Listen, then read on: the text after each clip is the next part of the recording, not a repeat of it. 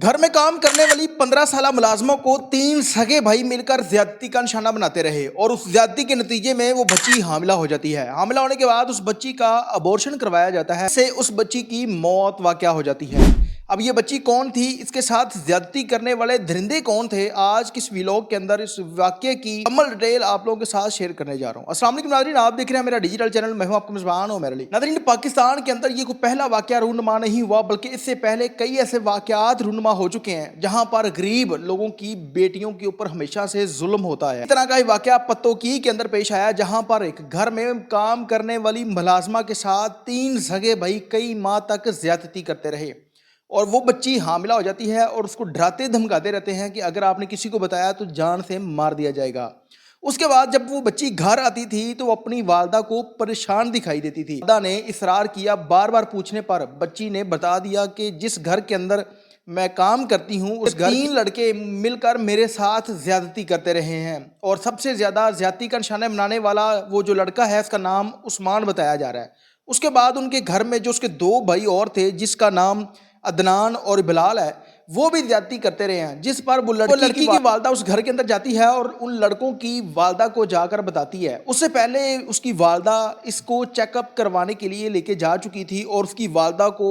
इस बात का इल्म हो चुका था कि मेरे बेटों ने इसकी बेटी के साथ ज्यादती की है और ये बच्ची 7 माह की हामिला है।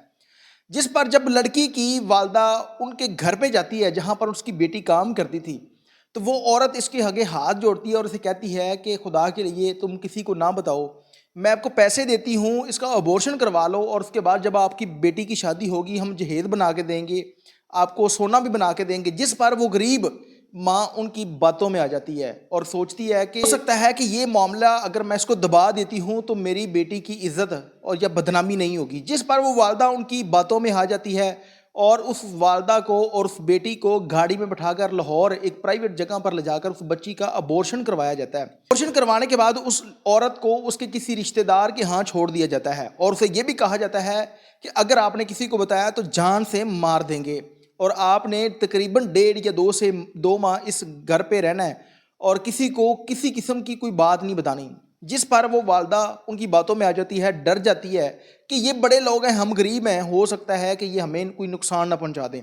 जिस पर वो लड़की अपने भाई के घर पर रुक जाती है और 2 से 3 दिन गुजरने के बाद उस बच्ची की मौत वाक़या हो जाती है। जब उस बच्ची की मौत वाक़या होती है तो इन लोगों ने कहा था कि अगर आप लोगों से कोई पूछता है तो इस बच्ची को क्या हुआ है तो आपने ये कहना है ये बच्ची सीढ़ियों से गिर गई है। जब बच्ची को घुसल दिया जाता है तो उसकी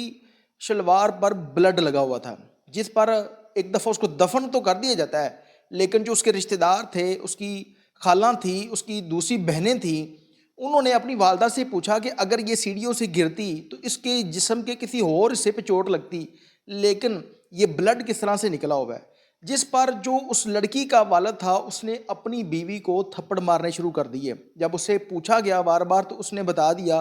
कि आपकी बेटी के साथ जिस घर में ये बच्ची काम करती थी, इस बच्ची का नाम कुलसूम है और 15 साल इस बच्ची की उम्र है और तकरीबन 1.5 से 2 साल हो गए थे इस घर में काम करते हुए। उनके 3 लड़कों ने हमारी बेटी को ज्यादती का निशाना बनाया, जिसके बाद ये हामला हो गई थी और मैंने उनके कहने पर इस बच्ची का अबॉर्शन करवा दिया है। जिस पर ब्लीडिंग ज़्यादा होने की वजह से 15 साल उस बच्ची की उम्र थी और वो तकलीफ़ को बर्दाश्त नहीं कर सकी, जिसकी वजह से उस बच्ची की मौत वाक़या हो जाती है। उसके बाद जब ये लोग पुलिस के पास जाते हैं तो जब एक शख्स फौत हो जाए, उसको दफन कर दिया जाए, तो उसके बाद अगर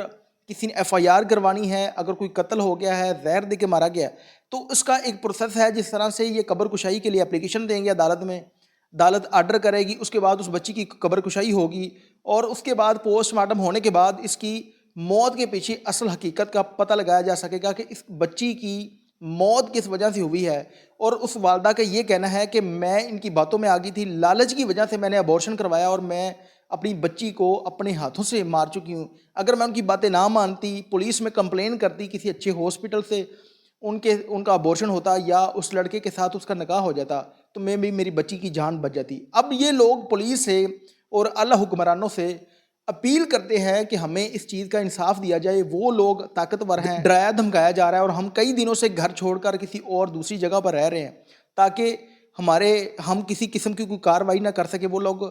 उन लोगों से हमें जान का खतरा है। मेरी पुलिस के अफसरान से और DPO سے اور جو عدلیہ ہے ان سے گزارش ہے کہ اس معاملے پر اسپیشلی نوٹس لیتے ہوئے بچی کی قبر کشائی کروانے کے بعد پتہ چلایا جا سکے اور اس رپورٹ کو جلد طلب کیا جائے. اگر اس بچی کی موت ان لوگوں کی وجہ سے ہوئی ہے, ابورشن کروانے کی وجہ سے ہوئی ہے, تو میرے خیال میں ان 3 لوگوں کو پھانسی دی جانی چاہیے. جس طرح قصور کے اندر زینب قتل کیس میں عمران نامی شخص کو پھانسی دی گئی تھی, تاکہ یہ لوگ اس معاشرے کے لیے نشان عبرت بنے. اس کے ساتھ ہی اپنے میزبان عمیر علی کو اجازت دیجیے